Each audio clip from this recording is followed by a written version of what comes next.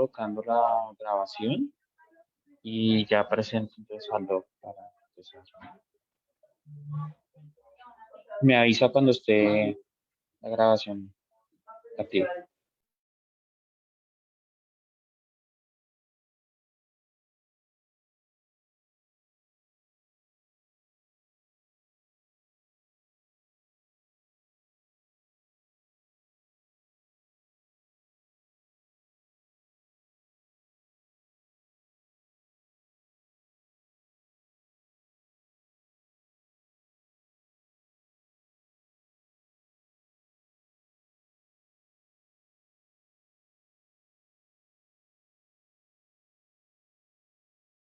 Listo, ya estamos grabando. Entonces, lo va a presentar y empezamos. ¿Listo?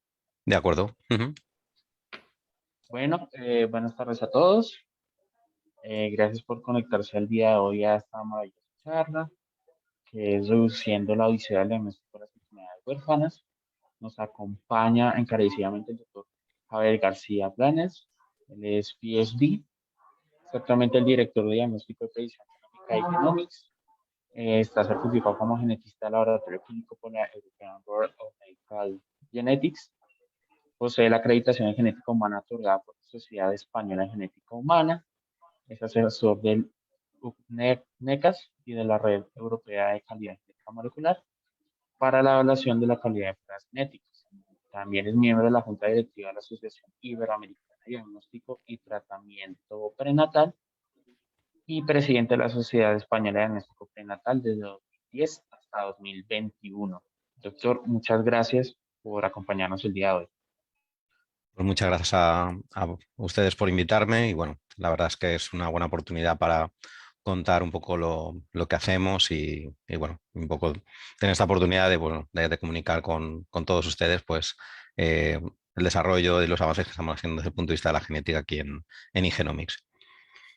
Entonces, bueno, si queréis, comenzamos ya con la charla. Un poco el objetivo de esta presentación es, pues bueno, comunicar cómo estamos abordando desde el punto de vista genómico el análisis de este tipo de enfermedades, enfermedades huérfanas o enfermedades raras por su baja prevalencia, con el objetivo al final de reducir lo que se llama como odisea de diagnóstico y es, pues bueno, como ahora veremos a lo largo de la charla, una serie de problemas que realmente, pues bueno, poco a poco vamos teniendo las herramientas y el acceso a todas las opciones, tanto a nivel técnicas como asistenciales, como para poder proporcionar una buena respuesta a los pacientes.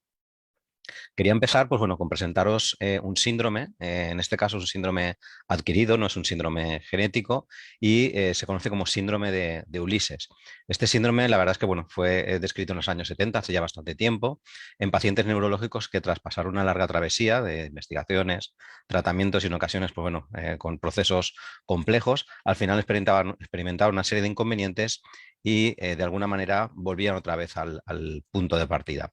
Pero además, después de todo este proceso, pues bueno, habían sufrido a una serie de consecuencias importantes derivadas de esta odisea, de este proceso por el cual habían pasado.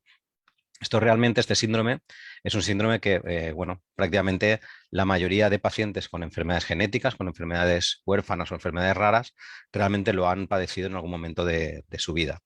De alguna manera, pues bueno, tenemos que tener en cuenta que las enfermedades genéticas son muy poco frecuentes, son raras por su baja prevalencia, pero conocemos más de 7.000. Por tanto, la situación que tenemos es que, a pesar de su baja frecuencia, si cogemos todas ellas en su conjunto, afectan a entre un 6 y un 8% de la población.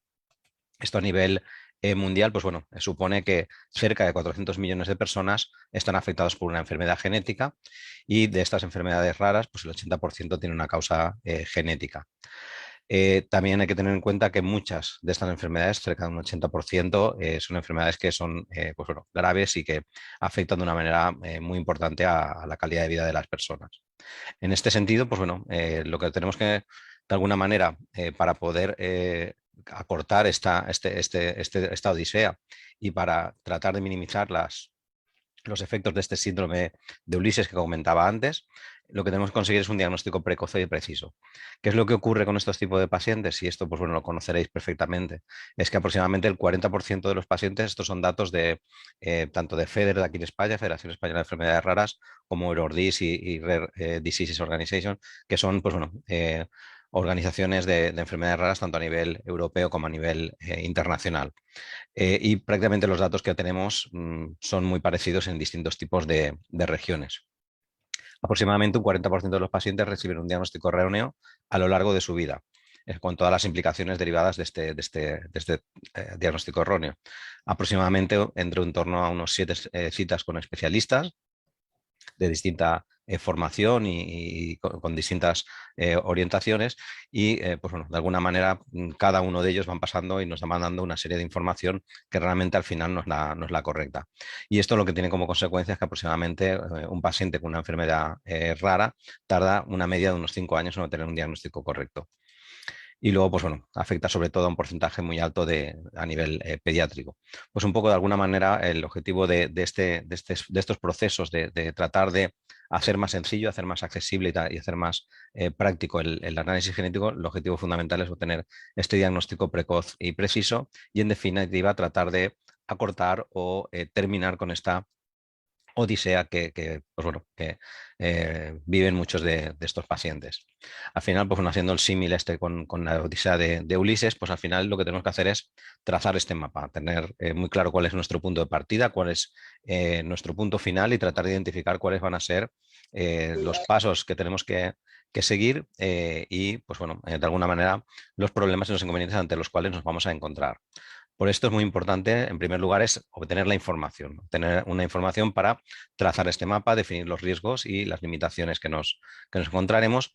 Y esto, pues, bueno, es muy importante, estos procesos de asesoramiento genético que deben recibir cualquier paciente con una enfermedad genética. Y luego, una vez tenemos esta información, pues proporcionar la tecnología necesaria o la tecnología accesible con la máxima sensibilidad, con la máxima especificidad y con el mayor y que proporcione el mayor rendimiento diagnóstico posible. Hoy por hoy, ahora lo veremos también a lo largo de la charla, disponemos de grandes tecnologías que de alguna manera esta precisión de la tecnología es suficientemente alta para dar respuesta a un gran número de enfermedades. Desde el punto de vista práctico, ¿cuáles son las aplicaciones de la genómica? Pues hoy por hoy, pues bueno, tenemos fundamentalmente, nos hemos enfocado durante las últimas décadas en las enfermedades genéticas, en las enfermedades hereditarias, aquellas que están causadas por uno o muy pocos genes. De aquí, pues bueno, con el incremento de las tecnologías, hemos empezado a trabajar, sobre todo a nivel de investigación, en las enfermedades complejas, enfermedades multifactoriales y en tratar de definir e identificar cuáles son las bases moleculares del cáncer y pues bueno, lo que vamos avanzando es hacia esta medicina personalizada de precisión, que además pues también queremos que sea predictiva y que sea participativa y que sea preventiva. De alguna manera, pues bueno, tratar de poder conseguir el mejor, al final la medicina personalizada se traduce como tratar de conseguir el mejor tratamiento en el paciente correcto y en el tiempo correcto, de manera que podamos dar un tratamiento eh, o un planteamiento clínico que al menos tengamos cierta capacidad de predicción de que es eficaz. El esquema un poco que vamos a seguir, pues bueno, van a ser este tipo de proceso de cuál es el diagnóstico, qué tecnologías vamos a utilizar y pues bueno, principalmente nos vamos a centrar a lo largo de la vida, pues en distintas etapas. A nivel, las tecnologías las podemos aplicar y el diagnóstico genético a nivel de distintos momentos en la vida, a nivel preconcepcional, a nivel prenatal, a nivel neonatal o en adultos. Y aquí pues lo que vamos a tener es una batería de test con diferentes aproximaciones, con diferentes tecnologías y orientados de distintas maneras. Algunos más con un objetivo de cribado poblacional a nivel de prevención y otros más con objetivos más a nivel diagnóstico con la intención de poder identificar cuáles son las causas, poder planificar estudios familiares o reproductivos, incluso llegar a poder proporcionar tratamientos que sean eficaces y que no generen efectos adversos en el paciente. De esta manera, la genómica hoy por hoy, pues bueno, la podemos aplicar en distintos ámbitos de la vida, con distintas aplicaciones a nivel de investigación, a nivel de diagnóstico, a nivel de cribado. Desde el punto de vista, pues bueno, práctico, estas tecnologías, pues a nivel de investigación nos están dando una gran cantidad de éxitos y una gran cantidad de información, y esta tecnología la vamos a utilizar desde el punto de vista de la investigación, siguiendo el método científico que conocemos todos. Nos planteamos una hipótesis y utilizamos la tecnología para comprobar o descartar que esa hipótesis es correcta.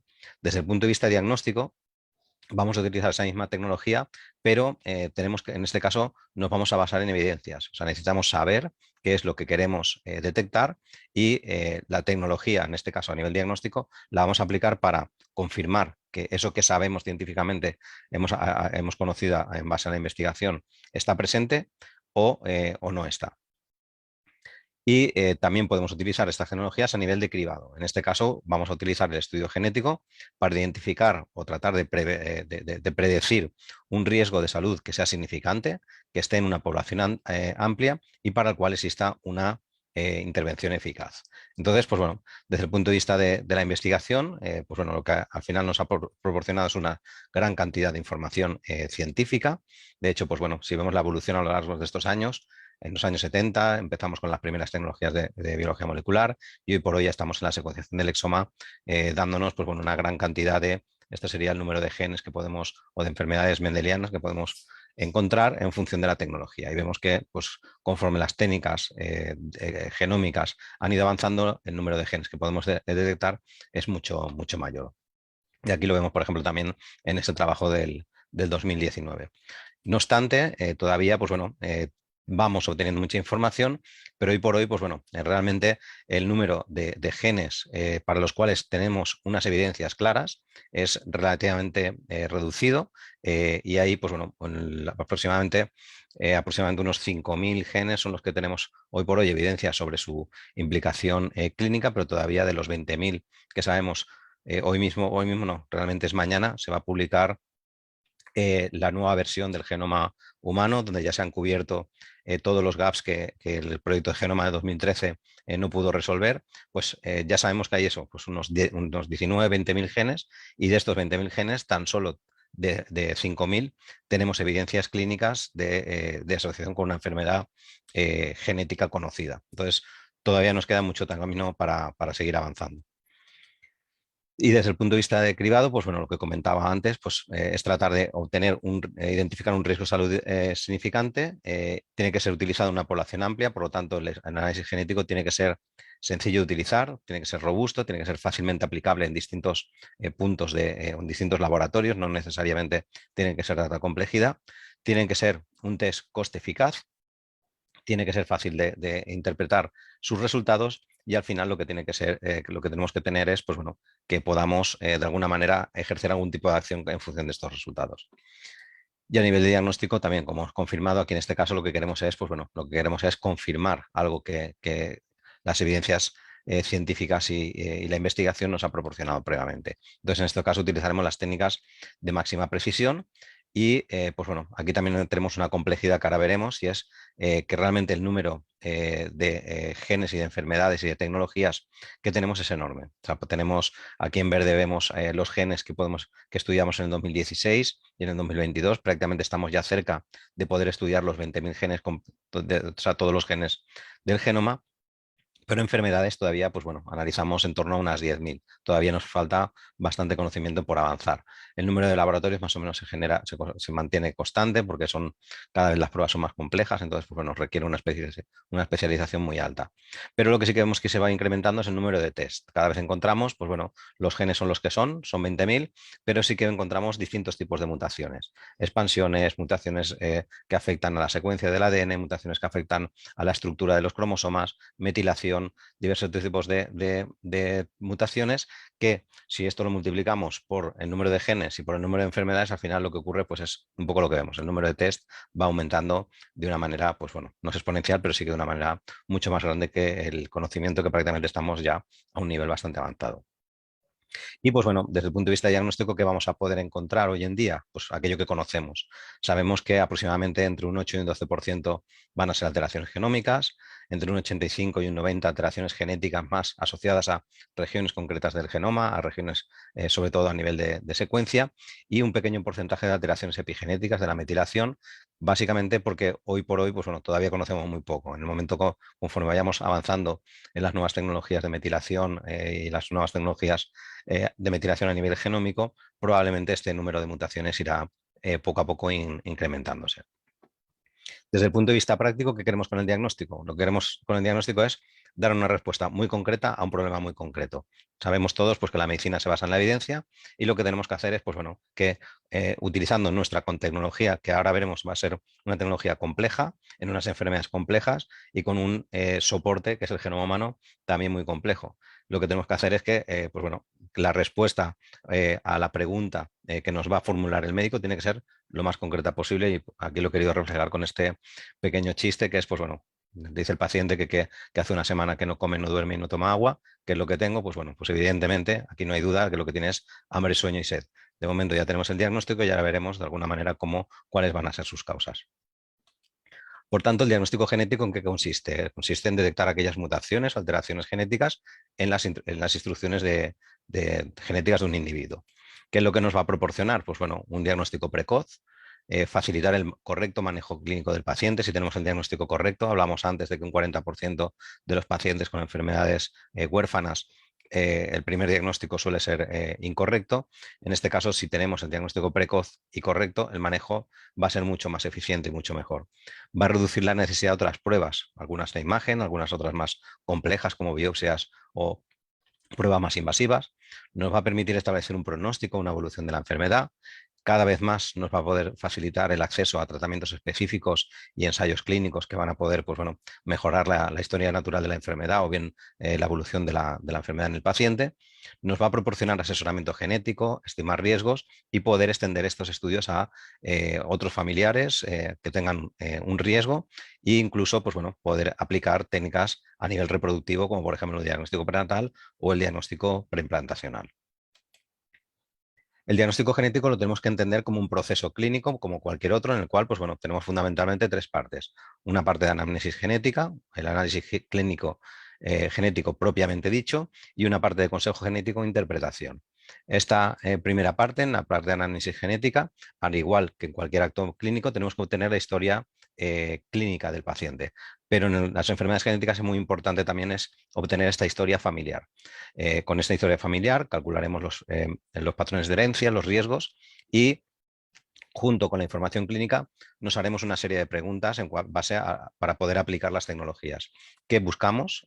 Si es una mutación concreta, es una mutación de secuencia, es una mutación cromosómica, en qué región de todo el genoma tenemos 3.300 millones de letras a las cuales preguntar y luego mediante qué tecnología lo vamos a analizar. Y esto, pues bueno, cada vez más tenemos más tecnologías a nuestro alcance para poder abordarlo. Y el consejo genético lo que nos va a permitir, pues bueno, es esta interpretación en base a nuestro conocimiento y a nuestra experiencia para poder proporcionar una información adecuada a nuestros pacientes. Esta parte, conforme las tecnologías van aumentando, son tecnologías genómicas de mayor complejidad, la parte de la interpretación de los resultados se hace muchísimo más compleja y esto pues, bueno, requiere grandes habilidades y un nivel de experiencia, pues la verdad es que bastante avanzado. ¿A qué retos nos vamos a encontrar?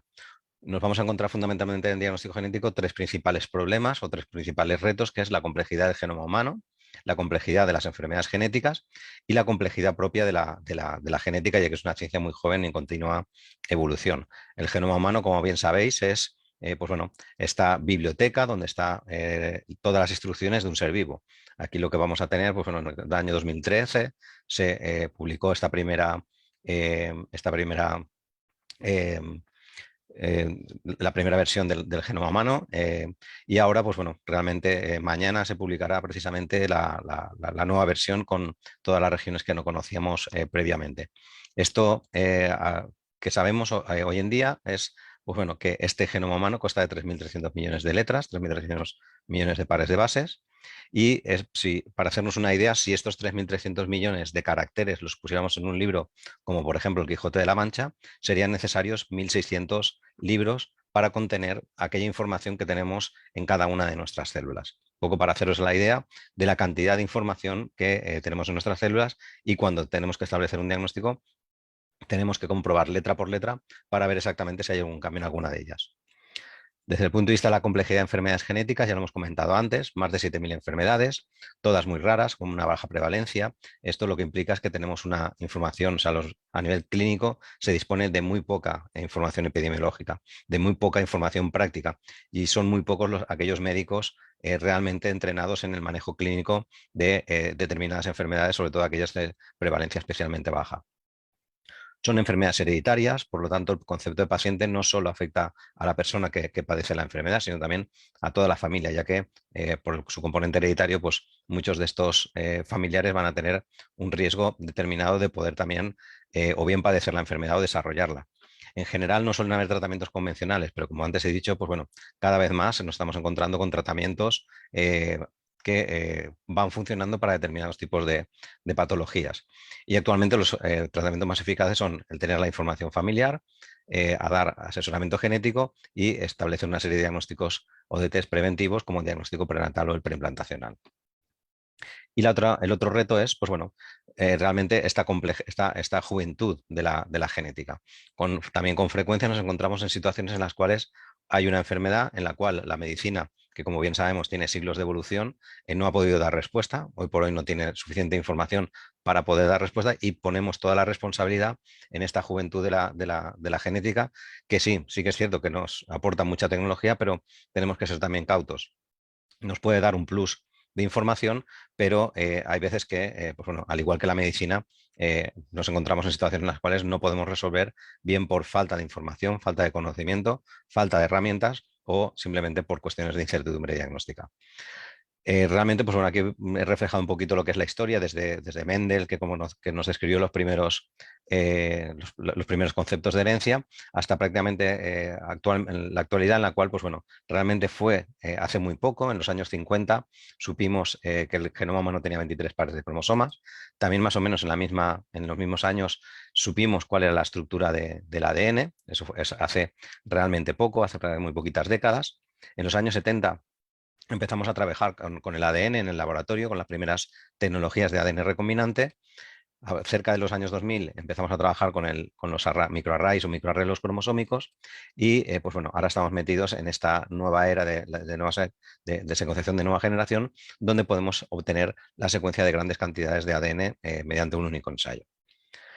Por tanto, tenemos ya a nuestra disposición un montón de tecnologías. ¿Cómo hacemos hoy por hoy el análisis genético? Pues bueno, a pesar de que estamos, y ahora veremos, en una revolución tecnológica, hoy por hoy estas son las herramientas más útiles en el diagnóstico de enfermedades genéticas. Un lápiz y un papel, establecer lo que es el pedigrí, lo que es un árbol genealógico del paciente, y a partir de aquí ya empezar a hacernos preguntas.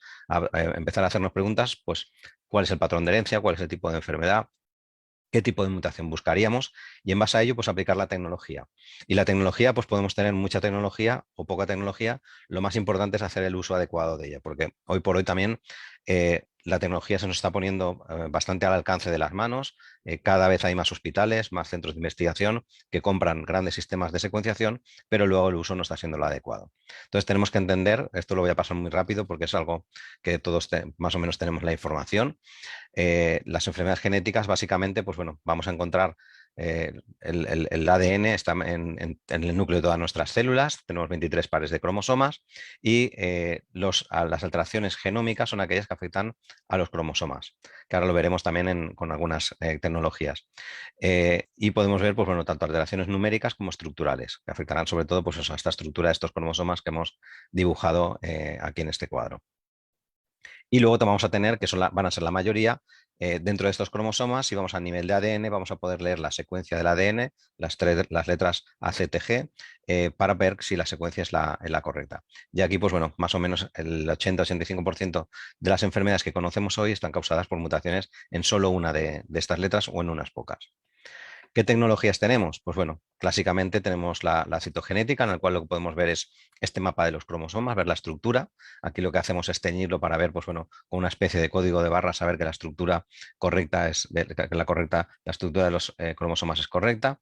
Y esto aquí lo que vemos es, pues bueno, con la analogía esta que suelo usar mucho de la biblioteca, lo que estamos viendo es que una estantería o una parte de ella no está ausente, o el orden de los tomos de los libros es el correcto.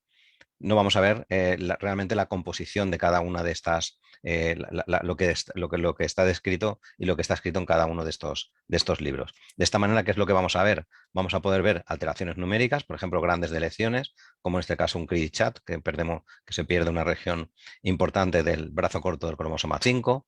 Vamos a poder ver traslocaciones en las cuales una región de un determinado cromosoma se corta y pasa a otro, y esto pues, puede en ocasiones tener efectos fenotípicos. Vamos a poder ver inversiones. Aquí, por ejemplo, el centrómero normal está aquí arriba y en este caso el centrómero está en esta parte. O podemos ver también otro tipo de translocaciones en las cuales, si nos fijamos en este caso, aquí si contamos este cariotipo nos daremos cuenta de que tiene 45 cromosomas en lugar de los 46, que es lo correcto. Pero aquí lo que ha ocurrido es que bueno, uno de los cromosomas acrocéntricos se ha juntado con otro y lo que tenemos es un cromosoma compuesto. Esto, pues bueno, quitando esto que es una pérdida de material importante, la mayoría son alteraciones estructurales que generalmente no suelen tener un efecto fenotípico, no suelen desarrollar una enfermedad, pero sí que pueden tener problemas a nivel de procesos reproductivos. Una evolución de las técnicas de citogenéticas es la hibridación genómica comparada o los microarreglos o los microarrays, que lo que hacen es pues, bueno, utilizar sondas moleculares y proseguir la misma visión del cariotipo. O sea, lo que vamos a ver es cómo está estructurada la información genética, pero utilizando tecnología molecular que es mucho más sensible y mucho más potente. De esta manera nos vamos a poder encontrar con una deleción parecida a la que veíamos antes en el cariotipo, que era el cromosoma 5, en este caso la vemos del cromosoma 4. Es una aproximación molecular que es más objetiva que lo otro que requiere la experiencia y la habilidad del citogenetista, pero además lo que nos permite es, pues bueno, que es mucho más sensible. Cada uno de estos puntos son las ondas de ADN que vamos a utilizar y vamos a ver la extensión concreta de la deleción, pero además vamos a poder hacer zoom, incluso poder ver a nivel de genes, qué genes dentro de esta deleción se han perdido. ¿Esto qué es lo que nos permite? Pues nos permite, por ejemplo, en fenotipos complejos, poder identificar en función de los genes que están en la región que ha sido deleccionada, esta suma de fenotipos que realmente explicarían un caso complejo como este del ejemplo. Y pues bueno, de aquí saltamos a la genética molecular, a ver ya ir a la secuencia de ADN y a ver las instrucciones concretas del ADN como están escritas en cada uno de estos tomos que tenemos de nuestro genoma. Aquí vamos a necesitar una alta especificidad y sensibilidad, tenemos que ser muy precisos y va a requerir una alta complejidad. Y además tenemos que hacernos unas preguntas muy concretas, tenemos que ir a una región concreta del genoma. Imaginaros estos 1600 Quijotes, pues bueno, tendríamos que ir a un párrafo de un determinado libro de una determinada página. Si no sabemos el libro, la página y el párrafo, vamos a ir a buscar a ciegas y buscarnos en cualquier otro sitio. En este caso, por ejemplo, pues bueno, esto es una secuencia de un gen que puede ser pues, el gen de la fibrosis quística, en el cual, pues bueno, lo que vamos a hacer es leer la secuencia y ver si alguna de estas letras no es la que debería ser y debería ser otra. A nivel de genética molecular, tenemos distintas tecnologías para ver deleciones de mucho tamaño, de menor tamaño. Esto, por ejemplo, es para Duchenne o incluso deleciones pequeñitas a nivel de secuencia. Vamos a poder también ver expansiones, que es un tipo particular de mutación asociado a enfermedades, sobre todo del neurodesarrollo, como por ejemplo la enfermedad de Huntington, la distrofia miotónica, el X frágil o la ataxia de Friedrich. Vamos a poder ver, pues bueno, mutaciones puntuales, como en este caso el gen de la fibrosis quística, vemos que es una enfermedad recesiva, pues encontramos dos mutaciones. Los dos alelos de este gen, cada una de las dos copias de este gen, está mutado y no es funcional. Y las nuevas tecnologías de secuenciación masiva, donde pasamos de la visualización de este tipo, en el cual vemos cada uno de las letras, a una visualización de este tipo, en la cual lo que vemos es cada una de estas rayitas grises es una secuencia como esta, que lo que hacemos es, mediante métodos informáticos, mapearlo frente a una región, frente a la región de referencia y comprobar si hay algo que es pues, bueno, diferente al resto. Entonces aquí hemos pasado de esta visión analógica a esta visión digital. Y esto, pues bueno, lo que nos ha permitido, sobre todo, es el abarcamiento de las tecnologías. Y aquí lo que nos hemos encontrado, pues bueno, es una revolución tremenda de un montón de sistemas de secuenciación. Por ejemplo, este que hay aquí debajo es con el que se secuenció en el 2003 el primer genoma humano y costó pues, bueno, muchos billones de dólares y unos 15 años de tiempo. Y ahora, hoy por hoy, con las nuevas tecnologías, podemos secuenciar un genoma en aproximadamente 2 o 3 días y por un coste de unos 600 o 700 euros. Para un poco para tener una visión general de estas tecnologías, pues bueno, he hecho un símil asimilando lo que es estas tecnologías con el Google Maps. Entonces el cariotipo pues, sería cuando vemos el mapa mundi, todos los países. Y aquí lo que tenemos que ser es unos expertos a nivel de geografía para ver si hay algún tipo de alteración en esta región. El CGH Array lo que nos permitiría es, pues bueno, de alguna manera hacer zoom, irnos a una región concreta. Pues bueno, aquí estamos en España, en Valencia, que es donde yo vivo, donde tenemos la sede principal eGenomics, y de alguna manera ver si con ese nivel de zoom hemos podido visualizar algún tipo de alteración en la región que queríamos buscar. Y a nivel de genética molecular, pues bueno, lo que comentaba antes, vamos a un nivel de alta precisión y lo que tenemos que hacer es la pregunta adecuada. Para eso, pues bueno, también en el Google Map tendríamos que poner en el buscador exactamente qué es lo que estamos buscando. Podemos poner eGenomics y nos llevará, si ponemos eGenomics Valencia, nos llevará a donde yo quiero ir mañana a trabajar, que es en esta zona, pero si ponemos eGenomics Colombia o ponemos eGenomics USA, pues nos va a llevar a otro sitio. Y si ponemos eGenomics, nos puede llevar a varios sitios a la vez. Entonces, hay que ser muy preciso con la genética molecular porque si no podemos estar analizando una región que realmente se parece a la que queremos buscar, pero no es exactamente la que queremos. Y, por ejemplo, la secuenciación masiva lo que nos proporciona es, pues bueno, ya vamos a un nivel del Google Street en el cual lo que tenemos es un montón de secuencias, un montón de fotos de todas las regiones del genoma. ¿Y qué es lo que hacemos con esas regiones del genoma? Las mapeamos. Cogemos cada una de las secuencias, las lanzamos contra la secuencia de referencia y se van pegando a las regiones pues bueno, que corresponden. Y aquí, pues también, como en este símil es muy útil, hay regiones en las cuales, pues bueno, por cuestiones estructurales o por cuestiones, en este caso, geográficas o de estructura secundaria del ADN, pues estas ondas no hibridan. Entonces, hay zonas de nuestro genoma que realmente permanecen ciegas, son ciegas para nosotros y no las podemos analizar. Vuelvo al símil porque esto es noticia que va a ser mañana, en la situación la nueva versión del genoma humano. El que teníamos de 2003 tenía muchísimas regiones de estas sin cubrir, sobre todo en las regiones centroaméricas y teloméricas, y con la versión que ha salido publicada, va a salir publicada mañana mismo, pues bueno, lo que veremos es todas estas regiones realmente secuenciadas. Al final, la secuenciación masiva que nos proporciona, millones de secuencias mediante una única reacción. Esto es una gran ventaja porque a nivel tecnológico nos proporciona un montón de información, pero al mismo tiempo, como ahora veremos, también es su principal desventaja, ya que nos da un exceso de datos y nos oculta aquella información clínicamente útil. Insisto en esto, pues tenemos 3.300 millones de letras, solo el 1,5% codifica proteínas, el resto de información no sabemos muy bien para qué sirve. De los 20.000 genes tan solo conocemos implicaciones clínicas. Esto está un poco anticuado porque cada 2 o 3 días encontramos un nuevo gen y una nueva asociación a una enfermedad genética. Aproximadamente habrá unos 5.000. La cuestión es un poco que tenemos mucha información y lo que nos ocurre muchas veces con la secuenciación masiva al final es que nos infoxicamos, algo que nos ocurre con la tecnología. Tenemos una intoxicación por exceso de información. Entonces, pues bueno, tenemos gran cantidad de datos, tenemos la necesidad de que nos visualiza los datos a nivel informático, unos algoritmos o unos pipelines, unos procesos informáticos que a veces pueden ser muy complejos y a veces a veces no son lo precisos que a lo mejor nosotros estamos exigiendo a la tecnología. Igual la tecnología tenemos una sensibilidad del 99%, pero el pipeline informático que estamos utilizando nos da un 90%. Entonces, al final, pues bueno, se nos queda la tecnología en un 90% porque siempre la tecnología limitante es la que nos va a marcar nuestra sensibilidad. Nos vamos a encontrar también por este exceso de información con cosas o con información que realmente si lo hubiéramos sabido antes probablemente no hubiéramos querido mirar.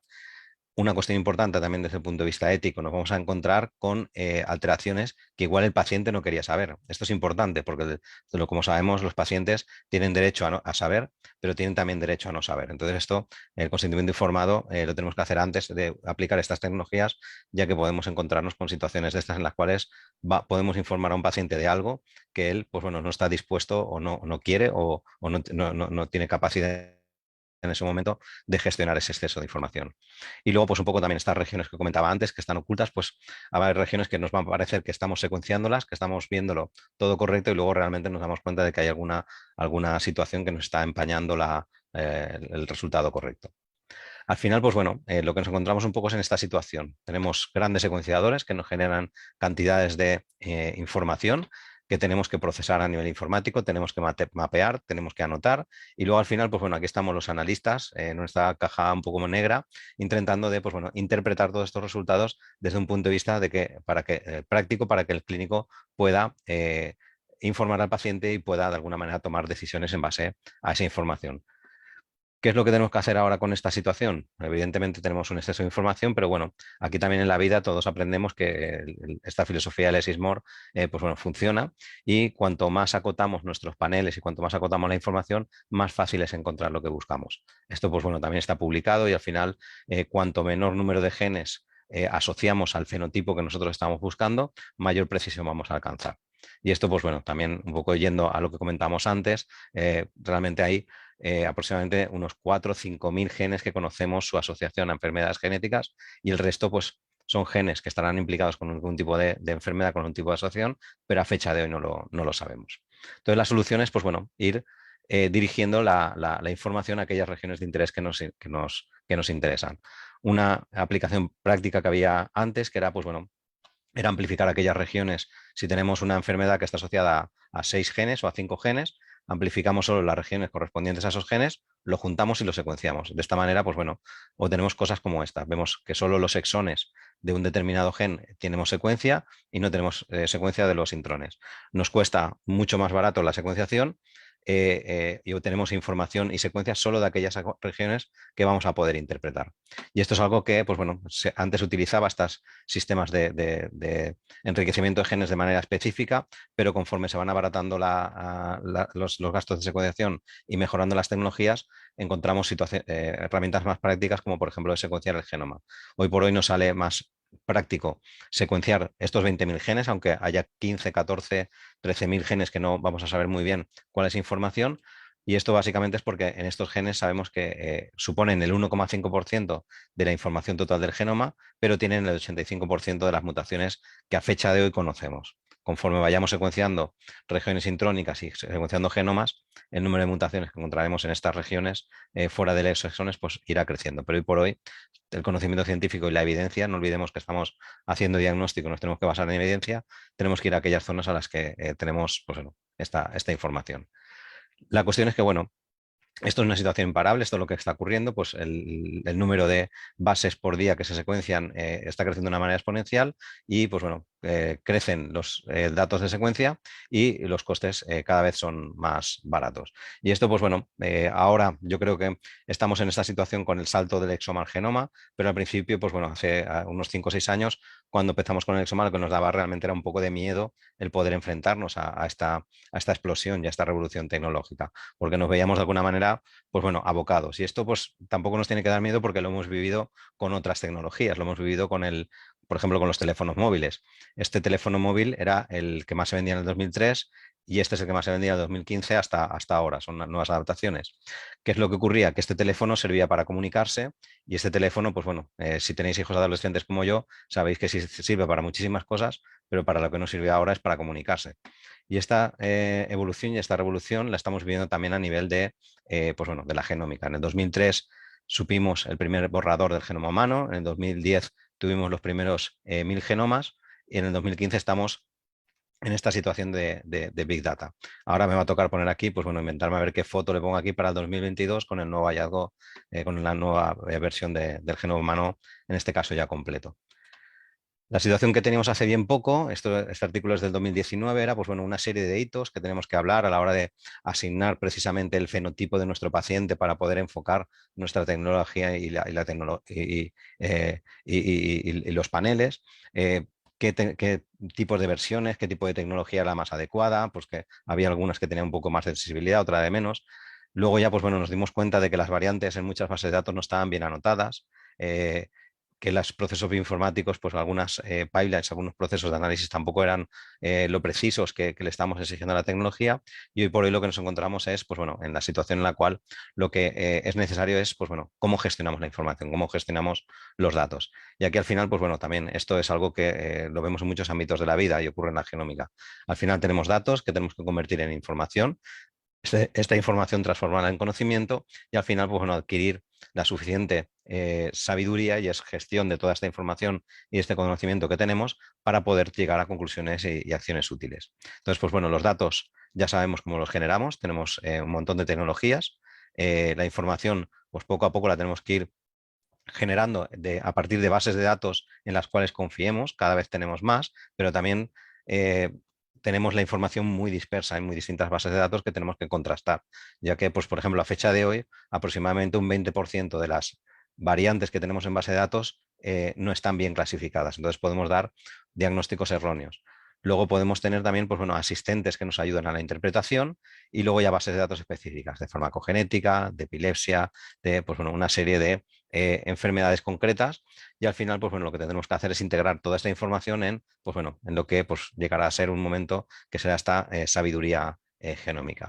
Hoy por hoy donde estamos, y es un poco esto, pues un proyecto propio de eGenomics. Hoy estamos en esta situación en la cual, pues bueno, nosotros lo que hacemos pues es un proceso de gestión del conocimiento en el cual tenemos grandes capacidades tecnológicas en las cuales, pues bueno, podemos secuenciar grandes cantidades de muestras y grandes cantidades de genomas en muy poquito tiempo, pero tenemos que, pues bueno, a nivel de los procesos bioinformáticos, la verdad es que en los procesos informáticos hacemos unas validaciones tanto analíticas como clínicas constantes y estamos a un nivel de sensibilidad muy bueno, pero sobre todo donde tenemos el reto ahora es en cómo gestionamos los datos y cómo transformamos toda esta información compleja en un informe que sea fácilmente transferible al médico y de ahí al paciente. ¿Esto cómo lo estamos haciendo nosotros en Igenomics? Pues bueno, Igenomics sí, no sé si lo conocéis, pero bueno, somos una empresa que fundamentalmente es el origen y el core business de la empresa es la genética reproductiva. De hecho, hoy por hoy, pues yo creo que somos a nivel de genética reproductiva, yo creo que somos la empresa líder a nivel mundial, y lo que hemos hecho es, pues bueno, con la implementación de la unidad de diagnóstico genómico de precisión es conseguir, pues bueno, antes somos muy fuertes a nivel preconcepcional, a nivel preimplantacional y a nivel prenatal, pues lo que hemos hecho es cerrar este círculo y poder proporcionar análisis diagnósticos, como comentamos, en todas las etapas de la vida. A nivel pues bueno, a nivel preventivo con el carrier screening, ver qué probabilidad tiene una pareja de ser portador de una mutación en el mismo gen y que pueda dar lugar a una enfermedad genética. Estudios de PGTM o de diagnóstico preimplantacional dirigidos a, pues bueno, cuando sabemos que una pareja o un individuo es portador de una enfermedad genética bien dominante o recesiva, es a nivel de embrión y con técnicas de reproducción asistida, tratar de seleccionar aquellos embriones que están libres de enfermedad. A nivel prenatal, tanto a nivel de cribado de aneuploidías mediante técnicas no invasivas, pero también a nivel de técnicas invasivas en aquellos embarazos de alto riesgo, bien por antecedentes familiares o por hallazgos ecográficos. A nivel neonatal, un newborn screening, que es, pues bueno, realmente todas estas enfermedades, todos los defectos congénitos del metabolismo o todos los defectos innatos todos los defectos a nivel innato, pues que podamos detectarlo de una manera precoz. Sabemos que en muchas de estas enfermedades se detectan de manera precoz y se da un tratamiento por terapia sustitutiva cuando se produce el diagnóstico, estos pacientes y estos niños suelen evolucionar de una manera más mucho mejor. Y luego, pues bueno, también el diagnóstico de aquellos niños y adultos en los cuales, pues bueno, ya desde un punto de vista clínico ya se puede hacer una serie de pruebas, una serie de análisis de cualquier otro tipo, incluso de imagen, y hacer o ver la evolución de la enfermedad y poder establecer diagnósticos más precisos a nivel clínico que nos permitan aplicar tecnologías genómicas que nos den unos resultados mucho más prácticos. Y también, pues aquí, pues bueno, estamos aplicando paneles de cáncer principalmente hereditario. Aproximadamente dentro de un mes o dos empezaremos también a nivel somático, y luego también estamos utilizando estas tecnologías a nivel poblacional para detectar, pues bueno, a nivel de prevención de cáncer hereditario. ¿Qué tecnologías utilizamos? Pues bueno, realmente nuestro objetivo es ser un servicio de diagnóstico de referencia. Por lo tanto, lo que tenemos es todas las tecnologías que nos permitan dar una respuesta a cualquiera de las situaciones que nos encontremos, a cualquiera de las enfermedades y a cualquiera de las mutaciones distintas que podemos encontrarnos. Entonces, pues bueno, hacemos análisis de expansiones, hacemos MLPA para deleciones o duplicaciones pequeñas, hacemos secuenciación de Sanger, hacemos también pues, NGS de manera específica para determinados genes y luego pues, bueno, aplicamos también tecnologías de análisis completo del exoma y ya hemos empezado a hacer análisis de genoma a nivel de investigación. Y luego, pues bueno, también microarreglos cromosómicos para detección de alteraciones en el número de copias más grandes. Y luego otra aproximación que estamos haciendo para la cual estamos desarrollando mucha potencia informática es el desarrollo de lo que hemos llamado paneles de precisión. Realmente, pues bueno, estos son paneles enfocados, basados en la secuenciación masiva a determinados fenotipos. Cuando nos viene un paciente con una determinada cardiopatía, con un determinado síndrome que está asociado a 2, 3, 4, 5 genes, pues bueno, lo que hacemos es juntarlos todos y hacer una secuenciación directa en lugar de tener que ir gen por gen, lo que hace demorarnos, pues a lo mejor, pues cerca de varios meses o incluso un año. De esta manera, en aproximadamente 20-30 días podemos tener un resultado.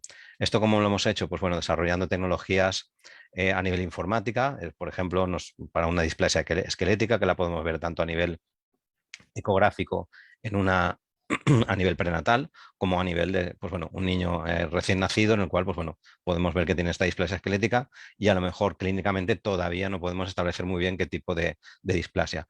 En este caso lo que podemos hacer es pues bueno, simplemente hacemos es crear un panel y el panel lo generamos en base a una serie de códigos HPO, una serie de HPO es la Human Phenotype Ontology Database, que lo que hace es tratar de asociar cada una de las síntomas o características clínicas a un determinado código de manera más o menos objetivo. Entonces, si ponemos cualquier término como displasia esquelética o una enfermedad concreta como osteogénesis imperfecta, lo que podemos ver es, tanto buscando en los códigos HPO, buscando en Orphanet o buscando en OMIM, nos genera un listado, en este caso, de 177 genes. Entonces, estos genes serían los que, de alguna manera, estarían de una manera directa o indirecta asociados a una displasia esquelética.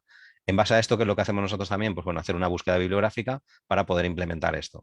Y luego aquí, pues lo que tenemos también es una métrica de la secuenciación, de cómo de buena va a ser nuestra secuenciación en base al histórico de secuenciaciones que hemos tenido. Entonces, pues bueno, vemos que el gen COL1A1, que es uno de los principales para osteogénesis imperfecta, está a un 99,98% de sensibilidad en un promedio que es, pues bueno, si aumentamos la secuenciación llegamos al 100%. Entonces, digamos, estamos a un nivel de secuenciación y de sensibilidad bastante alto. Y esto lo podemos aplicar, pues bueno, a nivel prenatal, haciendo prenatal no invasivo para cribado de aneuploidías de manera no invasiva, haciendo test rápidos a nivel prenatal, cariotipos, microarreglos cromosómicos, en el caso, pues bueno, de a lo mejor algún neonat, algún diagnóstico prenatal en el cual veamos que es una forma sindrómica, en el caso de que a lo mejor anticipemos que pueda tener pues, algún tipo de alteración asociada a un único gen, como por ejemplo, no sé, fibrosis quística o algún otro tipo de alteración, sí que podemos ir específicamente a ese gen o porque tenga antecedentes familiares de que el padre o la madre es portador de una enfermedad concreta, o en el caso, por ejemplo, que hemos visto antes de displasias esqueléticas, podemos analizar paneles o exomas en los cuales, pues bueno, vamos a ver tener una visión mucho más amplia. Esto, por ejemplo, lo aplicamos de manera habitual. En este caso, pues bueno, es un feto de 14 semanas con múltiples quistes renales, encefalocelia, polidactilia y con una historia familiar positiva. Entonces, esto pues, bueno, nos está diciendo que este feto probablemente encontramos algo. ¿Qué es lo que hicimos? Pues bueno, en este caso, la sospecha va dirigido a estos tipos de síndromes asociados a los fenotipos que hemos comentado. Analizamos estos 42 genes y lo que nos encontramos, pues bueno, es una mutación en el gen TCN2 asociado precisamente al Michael Gruber o al síndrome de Gruber. Y esto, pues bueno, lo que nos permite sobre todo es diagnosticar en este caso al feto, saber, esto lo tenemos que hacer después, pero más o menos si el feto es homocigoto, ambos padres van a ser portadores obligados, por tanto el riesgo de recurrencia va a ser un riesgo de recurrencia alto y vamos a poder aplicar estudios familiares. A nivel de newborn, pues bueno, lo que hemos hecho es un panel de newborn genético dirigido pues sobre todo a hacer una detección precoz de las enfermedades más frecuentes en este periodo neonatal y que tengan algún tipo de acción médica. Sabemos que aproximadamente entre un 3 y un 4% de los neonatos nacen con alguna enfermedad genética. Entonces lo que hemos hecho es, pues bueno, seleccionar 237 genes de más de 200 condiciones con intención de, pues eso, detectarlo de manera precoz. En las primeras semanas de vida, pues poder diagnosticar y que un paciente con una enfermedad genética no tenga que pasar por un 40% de ellos, no tenga que tener un diagnóstico erróneo o tenga que esperar 5 años hasta poder encontrar el diagnóstico. Lo hacemos de la manera similar a lo que es la prueba del talón. De hecho, este test no es sustituto de la prueba del talón, es complementario por una cuestión porque esto, el coste es mayor y el tiempo de entrega es un poco mayor, pero sí que es cierto que proporciona una mayor cantidad de información para distintos tipos de enfermedades. O sea, por ejemplo, para los errores congénitos de metabolismo, dependiendo del país, dependiendo de la región, detecta un determinado número de condiciones, de enfermedades. En este caso nosotros aproximadamente unas 200, pero vemos también las inmunodeficiencias, que en muchos países, en la mayoría, todavía no están contempladas. Algunas alteraciones neuromusculares para las cuales ya disponemos de tratamiento, como la atrofia muscular espinal. También se ha publicado esta semana que aproximadamente el 95% de pacientes de atrofia muscular espinal con los cuales se les da en las primeras semanas el tratamiento pueden llegar a hablar, pueden llegar a tragar y a comer de una manera normal. Incluso si tienes un determinado tipo de mutación, pueden llegar a deambular. Entonces, el hecho de que a este tipo de pacientes le podamos hacer un diagnóstico precoz es algo importantísimo.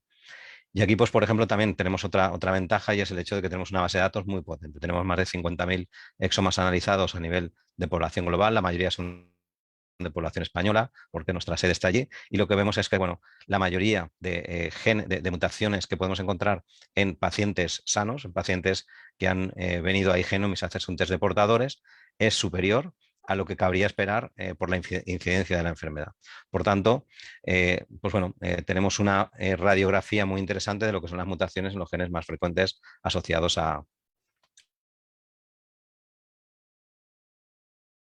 enfermedades congénitas. Es lo que más hacemos en estos momentos es cuando el niño nace con alguna alteración que a nivel pediátrico, a nivel de neonatología, se puede identificar. En este caso, pues bueno, son niños enfermos que tienen, pues bueno, normalmente son formas sindrómicas.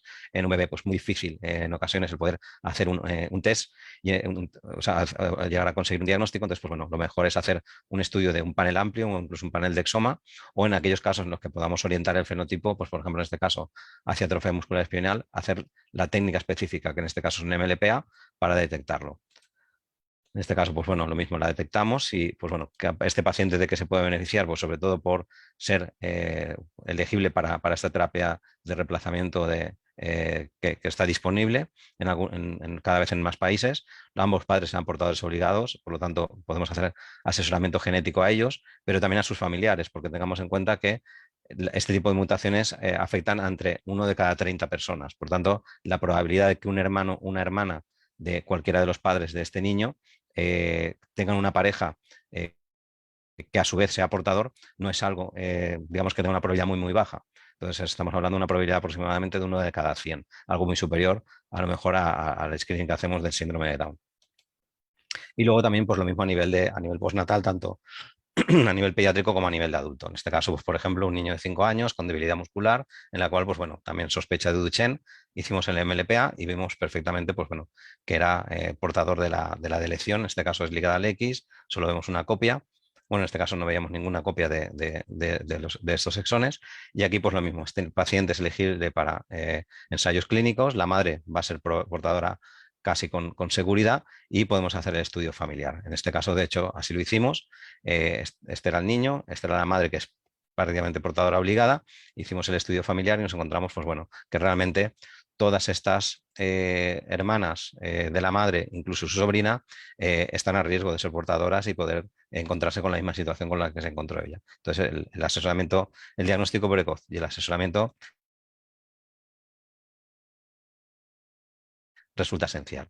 Y aquí, pues bueno, también otro caso en el cual, pues bueno, vemos una familia con un patrón de herencia claramente dominante, con sorderas, insuficiencia renal, trasplante renal, en el cual, pues bueno, sugiere bastante pues, un Alport. Hicimos la secuenciación masiva de todos los genes relacionados con Alport y bueno, lo que encontramos es la mutación en el COL4A3 y pudimos establecer el diagnóstico en el paciente y al mismo tiempo el paciente hicimos la cascada de estudios en todos los miembros de la familia y muchos de ellos se pudieron beneficiar de este análisis.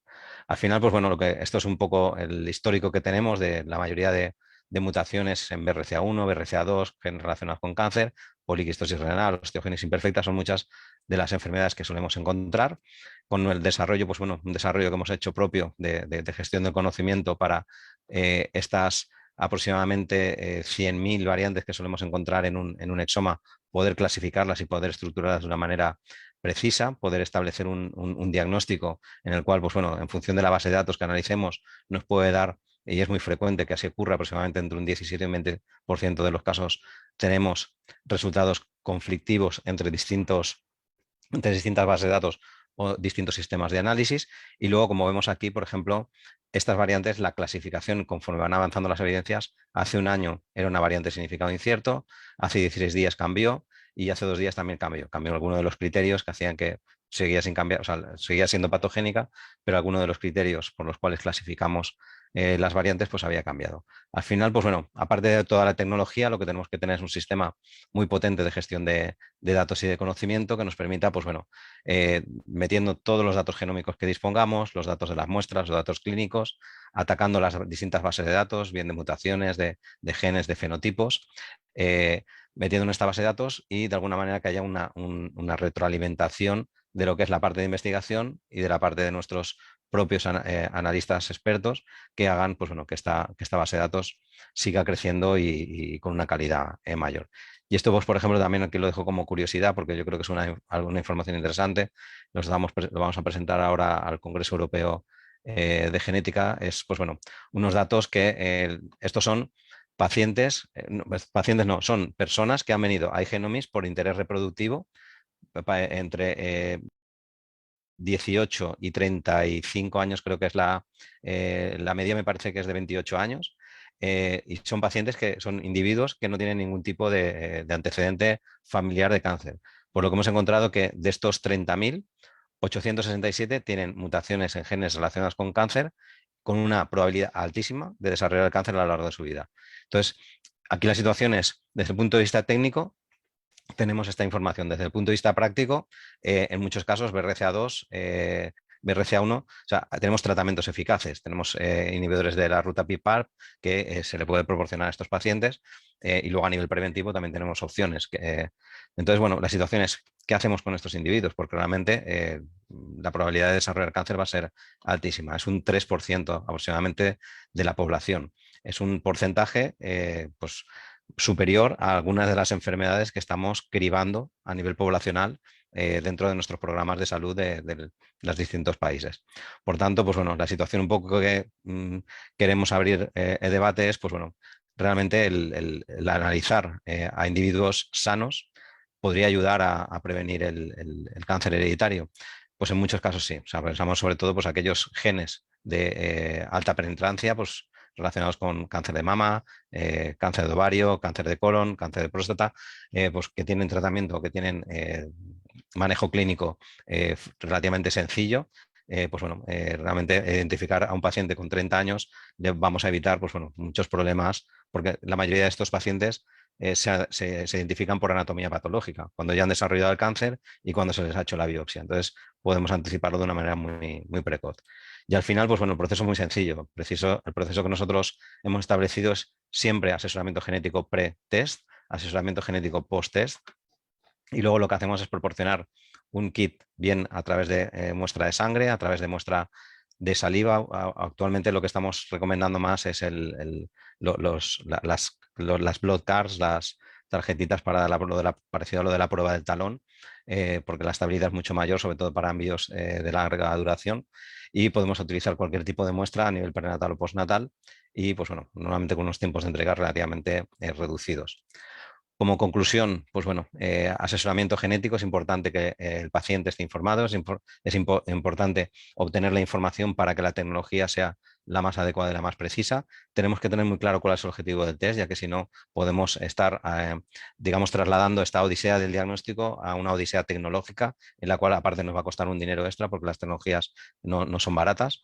Tenemos que seguir siempre las recomendaciones profesionales, buscar la máxima estándar de calidad, las nuevas tecnologías validarlas. El hecho que podamos utilizarlas a nivel de investigación no significa que las tengamos que utilizar o que podamos utilizarlas a nivel diagnóstico.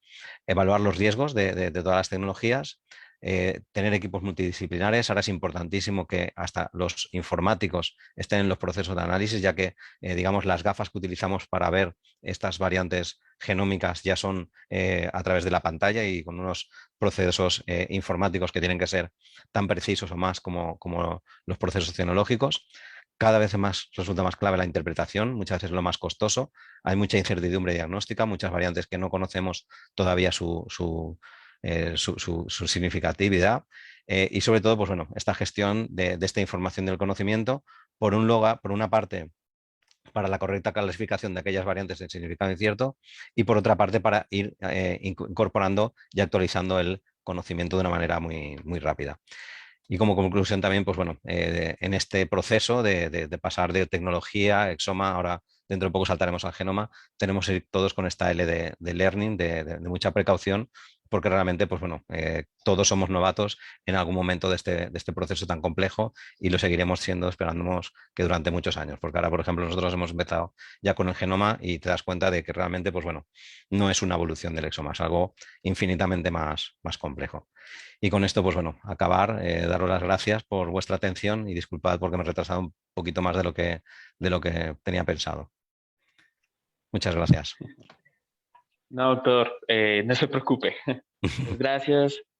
Don Javier, estoy en serio muy contento de poder haber tenido esta charla, Muchas de haber gracias. generado este espacio por parte del Grupo de Interés en Genética.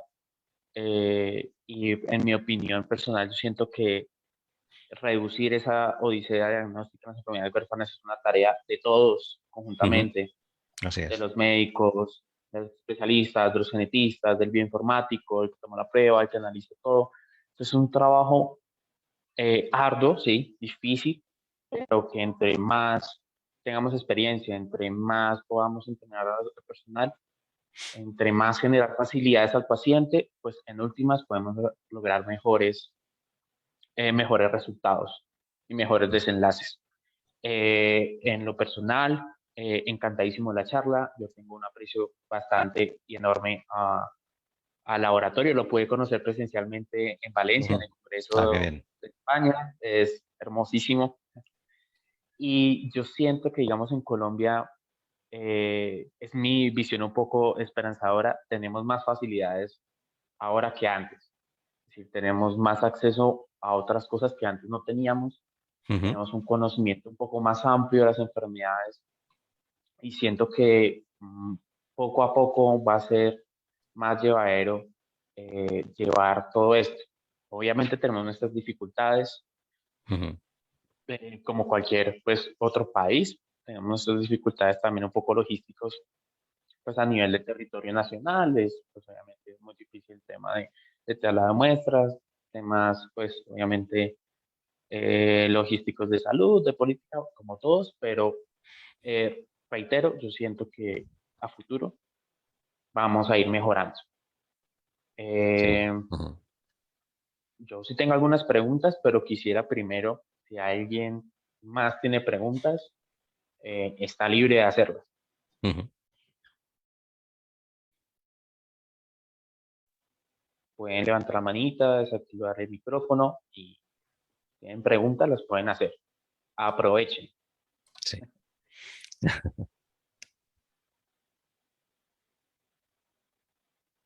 y aprovechen un montón. A ver, está muy tímido. Ah, bueno, hay una mano levantada. Dale, Marisol, de una. Buenas noches.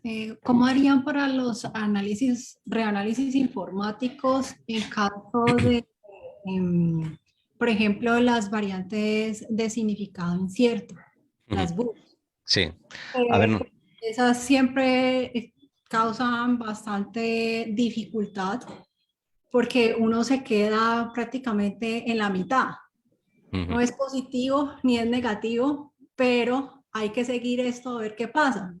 Se ha Así es. visto que estas variantes por lo general se tornan benignas, pero ¿cuánto tiempo se siguen?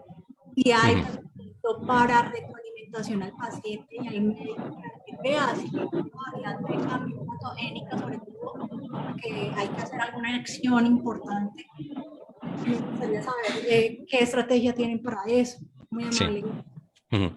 Sí, realmente es así es. O sea, realmente el quebradero de cabeza que tenemos siempre es con las BUS, con las variantes de significado incierto. Y realmente es el reto. El reto en diagnóstico que tenemos es este. Es cómo clasificar estas BUS y cómo definir de ellas cuáles son las importantes. Y aquí, pues bueno, lo que estamos viendo es muchas iniciativas por parte de organismos públicos y privados para poder establecer una serie de normas para reclasificación de las BUS. Nosotros lo que hacemos es, pues bueno, esto es un poco una imagen del software que nosotros utilizamos. Aquí, pues bueno, como vemos, también hay frecuencias, bueno, una serie de herramientas de predicción. Al final, la pena es que no lo tenga ahora online, porque aquí lo que vemos es, pues bueno, nosotros utilizamos como base Intervar y Barsom como dos referencias para la clasificación. En este caso coinciden, patogénico-patogénico, pero en otro caso no. Al final el veredicto es nuestro. Nosotros somos los que decidimos si esta variante es patogénica o no. Y lo que hacemos es una interpretación manual de cada una de estas variantes. En el caso de variantes de significado incierto, lo que nos encontramos es algo parecido, pues bueno, lo que aparece aquí en esta esquina. Esta variante, pues hace cosa de un año, era una BUS. Y ahora vemos que pues bueno, ha ido cambiando a lo largo de los meses, incluso de los días. Esto nosotros tenemos este seguimiento tanto de el consenso, teniendo en cuenta HGMD, teniendo en cuenta CleanBar. Todas estas bases de datos las tenemos integradas dentro de nuestra plataforma. Para que os hagáis una idea, es simplemente un dato, porque yo esto no lo sabía antes, nos cuesta unos 100.000 euros anualmente mantener todas estas bases de datos actualizadas.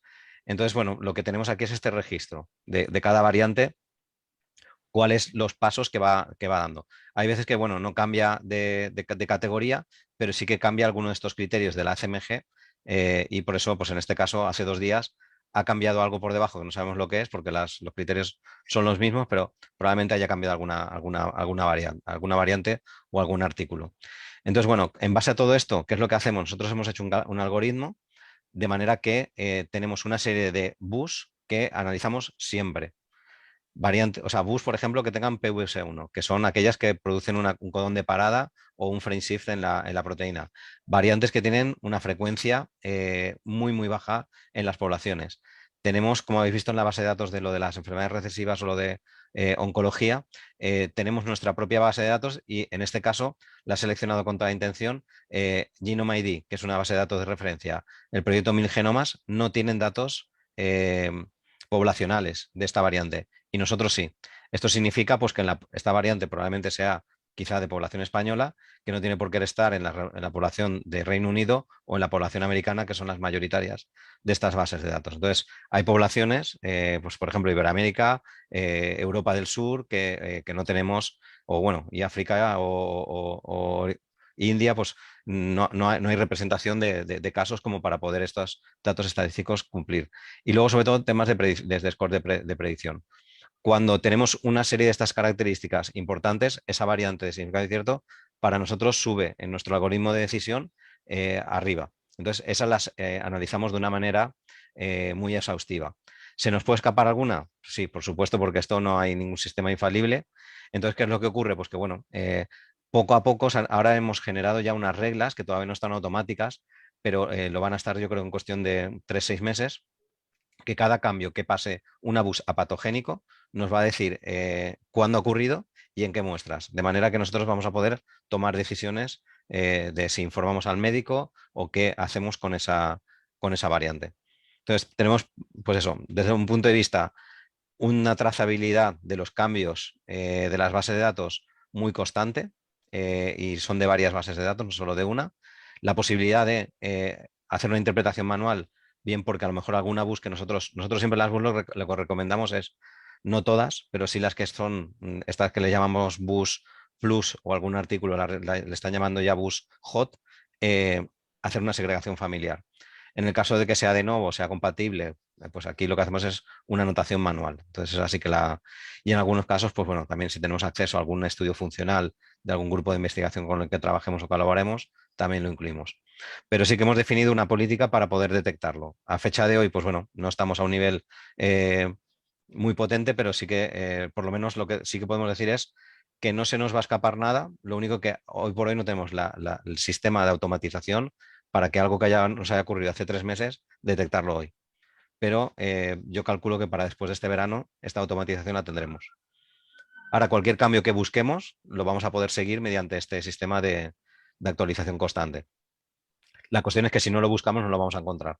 A partir de dentro de 3 meses, 6 meses, cuando estemos esta actualización que estamos haciendo con informática, nos va a generar un registro de todas aquellas variantes que han cambiado de bus a patogénica y en el listado de muestras en el cual ha ocurrido. Que esperemos que eso no será muy grande. Aquí tenemos una ventaja y es que tenemos 14 bioinformáticos trabajando en nuestro equipo. Entonces, claro, todo lo que queremos que ocurra lo pedimos. Entonces, las herramientas que estamos utilizando se están adaptando mucho a nosotros, más que nosotros a la herramienta. Entonces nos permite, pues bueno, cualquier tipo de duda de este tipo, trabajar con el equipo de manera interna. O sea, forman parte del equipo de diagnóstico, entonces, bueno, son desarrollos muy rápidos. Genial. Doc, creo que hay otra pregunta. Una manita levantada, la doctora Liz Pardo. Doc, si quieres, haz la pregunta. Gracias, doctor. Muchísimas gracias por esa presentación, realmente por felicitarte porque, digamos, en todo el diagnóstico de las enfermedades raras, pues hiciste como un viaje en todas las pruebas que se pueden utilizar para el diagnóstico. Y en ese sentido quería que pues conocer un poquitico cuál es tu experiencia y digamos tus recomendaciones, dado que siempre digamos en este momento con el surgimiento de todas estas pruebas de NGS pues se considera que son las pruebas máximas, pero estamos precisamente entrando en esta nueva era de la citogenómica molecular, del mapeo óptico del genoma, que es una prueba que creo que es muy robusta porque podemos tener el beneficio que tenemos con el cariotipo, con el CGH, con el MLPA, a una resolución casi de 500 pares de bases. Y esto rompe un poquitico como que todo tiene que ser secuenciación. Entonces me gustaría poder como comprender de pronto tú qué opinas del abordaje de todas las pruebas citogenómicas en el manejo integral de los pacientes con enfermedades raras. Sí, yo estoy de acuerdo con lo que comentas aquí. Realmente un poco, yo suelo insistir mucho en el tema este y es un tema que no es mi campo, pero al final el planteamiento clínico es lo que a los que nos dedicamos a la genética o a la genómica nos va a dar, digamos, nos va a poner en el camino del éxito. Entonces, hay que seleccionar muy bien realmente lo que esperamos ver y entonces aplicar la tecnología. Nosotros, por ejemplo, pues bueno, el mapeo este óptico que a nivel de citogenómica realmente lo estamos explorando. De hecho, pues bueno, estamos cada 2 semanas así, tenemos una reunión porque sí que es posible que a lo mejor lo acabemos incorporando. En este momento no lo tenemos incorporado y seguimos manteniendo pues bueno, lo que son los arrays y ahora, por ejemplo, lo que hemos llegado es también como el equipo bioinformático es propio, estamos a un nivel de resolución con la NGS de Exoma en 300 pares de bases. Entonces, una delección mayor de 300 pares de bases que afecte a una región exónica la vamos a detectar. Fuera del exoma no lo vamos a ver. Entonces, ahí es lo que estamos planteándonos esta aproximación. Yo creo que es una aproximación, la verdad es que muy interesante para muchos aspectos.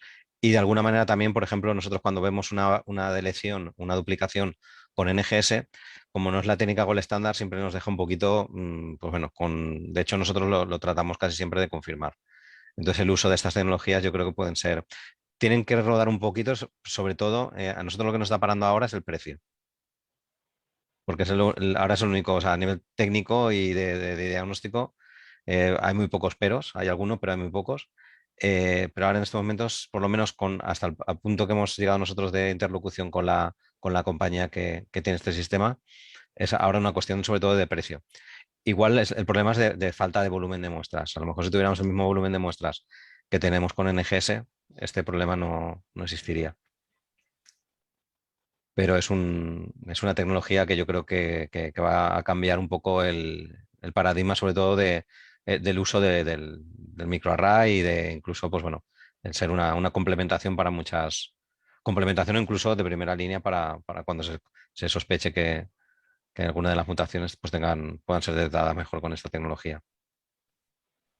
Muchas gracias, doctor. Claro. Yo sí tengo la pregunta, porque yo estoy fascinado con esa diapositiva, porque eso es una plataforma in-house, ¿no? De ustedes en casa. Sí. Mi pregunta es relacionada a que si esa plataforma in-house les permite que según, digamos, la variante que les aparezca, bien sea patogénica, variante clínica, ¿cierto? O benigna, que vayan a analizar o las parezca nueva, se pueda cruzar con la que tienen en sus bases de datos registrados y de una vez saque el análisis preliminar de cuáles criterios y demás. Sí, lo tenemos también, o sea, como es desarrollo interno, lo tenemos planificado, pero todavía no lo tenemos operativo, porque de momento es una herramienta muy in-house, porque tenemos, como somos, claro, es una empresa multinacional y con tema de compliance tenemos que ser muy estrictos con todo el tema de regulación. Eh, el problema que tenemos ahora sobre todo es sacarla de manera externa para que usuarios externos la puedan usar. Esto yo calculo que para después de verano también, porque ahora viene una implementación este mes, en abril, y el próximo será probablemente julio, agosto, como es verano, nos iremos casi a septiembre. Aquí lo que queremos es que el usuario, por lo menos el externo, pueda utilizar la herramienta. La siguiente opción que queremos dar es usuarios externos que no quieran utilizar la herramienta, pero sí que quieran contrastar la base de datos. Porque esto también Súper. implica otra situación, porque nosotros, por ejemplo, compramos HGMD, compramos OMIM, que yo, pues eso, no sabemos, yo no sabía que OMIM tiene se tiene que pagar por ella. CleanVar, Intervar y Barson también pagamos por ella. Entonces, claro, el uso de esa información que nosotros tenemos en nuestra base de datos, que es comprada, darlo a un tercero, tenemos que ver la manera porque no es fácil, a nivel de licencias y a nivel digamos, de Claro, relación entre las compañías. Pero sí que lo tenemos claro. contemplado. Ahora de momento sería solo para aquel que use nuestra herramienta, pero no podríamos hacer que alguien lanzara información a lo nuestro porque es contra nuestra base de datos, pero al mismo tiempo también nosotros hacemos uso de un tercero. Entonces tenemos que pedir un permiso para ello. Permiso. Ujú, Listo. No, súper, súper genial. Sí, o sea, fascinado con esa parte. Pues, ujú. dentro del análisis que hacemos es más que todo eso, pues comparar, pero cada uno empieza a mirar las páginas. O sea, uno Claro, empieza a ir cada ahora página, hmm, ¿verdad? nosotros aquí lo bueno es que Claro. tenemos, pues eso, antes, pues yo cuando no estaba en Igenomics y cuando no tenía esta herramienta, pues eso, tenías abiertas dos o tres pestañas Sí, y ibas, pues bueno, entrando pero cada uno de ellos y pues bueno, al final lo resuelves, pero es que de esta manera tienes todo un vistazo. no, sí, por eso estoy fascinado con eso, porque el Ujú. ejercicio lo hacemos es así como te Sí, contaba. sí. No, genial. Doc, para recordarles también a los participantes, por favor, no se les olvide llenar el formulario que mandé en el chat de asistencia y de encuesta de satisfacción de la charla. Ujú, Doctor, de nuevo, muchas gracias por la charla, fascinado con este tema. ujú, Obviamente, pues, también fascinado con el laboratorio que lo pude conocer allá en Valencia. ujú. Y muchas gracias por su tiempo. Veo aquí que en el chat hay Ah, y hay un una comentario, pregunta. sí, soy farmacéutico, pertenezco a la Asociación Esclerodermia de Chile. Me gustaría saber la formación en asesoría genética. Mm. Sí, esto, a ver, no sé, por ejemplo, nosotros aquí en Europa tenemos muy poca nivel de formación en asesoramiento genético. Y esto es una lástima porque realmente es un profesional que ayuda mucho a la hora de poner orden en la información y digamos, a señalar y a pintar la diana para que luego la tecnología sea lo más precisa posible. Por ejemplo, nosotros, de hecho, yo lo estoy haciendo yo con el doctor Carlos Simón con la Universidad de Valencia. Este año hemos hecho un primer diploma de asesoramiento genético. el año que viene lo vamos a seguir, ya está preparado para ofrecerlos un diploma de asesoramiento genético de la Universidad de Valencia y la intención que tenemos es llevarlo a máster. Lo que pasa es que esto, pues bueno, como son un poco tareas que hacemos en horas libres del día a día, eh, es una manera de... Luego yo, por ejemplo, sé que aquí en Estados Unidos sé que hay planes formativos muy amplios, pero claro, yo no sé el nivel a lo mejor que si es simplemente conocer y poder manejar la información, probablemente un curso de estos de asesoría, aunque sea de la universidad, pero que sea un diploma de posgrado, puede ser suficiente, pero a nivel de práctica, yo creo que sería mejor hacer algo más reglado y que esté, pues, bueno, dentro del ámbito del país. Ah, excelente. Aunque en Chile no sé Bueno, no sé lo que. Ujú. sí, yo sé que también hay otros, en Estados Unidos se puede también Sí, formar en asesoramiento genético. sí, en Estados Hay Unidos son muy varios programas. potentes y suelen ser másters y de varios años. Entonces, claro, eso a nivel formativo es lo más, y a nivel profesional, yo creo que nosotros, por ejemplo, la asesora genética que tenemos en Europa tiene un máster de asesoramiento genético en Estados Unidos y la verdad es que eso, que son un proceso formativo de varios años. Sí, también quería aprovechar, pues, como hoy también es el día conmemorativo del día del cáncer de colon, Ujú. para las personas que, digamos, estén interesadas, nosotros también está interesado, y si puede, claro que sí, acabo de mandar el link para que se Ajá. conecten a una charla sobre cáncer de colon, que pues me parece importante, pues, aprovechar también Ujú. el espacio. Y doctor, muchas gracias por parte del grupo de interés en genética y de mi parte, te agradecemos bastante que pueda haber estado en este espacio porque con el grupo, pues cuando yo lo creé, quería precisamente generar espacios para conocimiento y formación, Ujú. tanto estudiantes como de profesionales que de pronto no tienen tanta conexión con estos temas. Entonces, Pues muchas enhorabuena por la gracias. iniciativa, porque la verdad es que estos temas son importantísimos, sobre todo el poder compartir información y experiencias, porque es eso, que al final es mm, eso, tener un poco, estar actualizado, porque esto avanza muy rápido. Entonces, enhorabuena por la iniciativa, porque ahora Listo. es un buen foro de contacto, sí, sí. Gracias, doc. Y invitadísimo a unos siguientes eventos. Encantado. Tenéis mi contacto, bueno, lo tengo aquí y si no, a través aquí tenéis mi dirección, entonces, bueno, si cualquier cosa que necesitéis, podéis contar conmigo. Yo encantado. Listo. Vale, doc. Muchas Esté muy gracias. bien. Y a Gracias. todos los participantes, muchas gracias por conectarse. Si quieren aprovechar también y poderse conectarse a la charla de cáncer, que creo que ya empezaron, entonces pueden llegar preciso.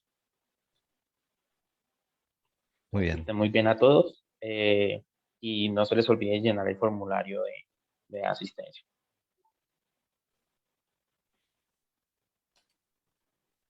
Creo que dejemos un minutico más para que llenen el formulario y acabamos la sesión.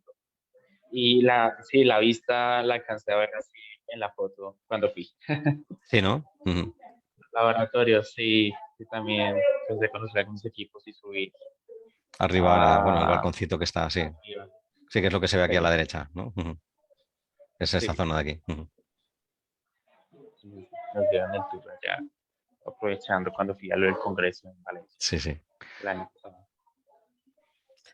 Pues nada, a ver si tenemos oportunidad de hacer más cosas presenciales, porque la verdad es que Sí, la nos verdad, hemos pues acostumbrado. nosotros tenemos algunos eventos presenciales posiblemente este año nosotros como tal. Entonces, ahí está, si se quiere meter el viaje, doctor, invitadísimo Sí, yo a sí que Colombia. aprovecharé, a ver, igual este año sí que aprovecho y me acerco por allí. Tengo que hablar con Pilar y con Camila y sí que lo tenemos un poco Por planificado.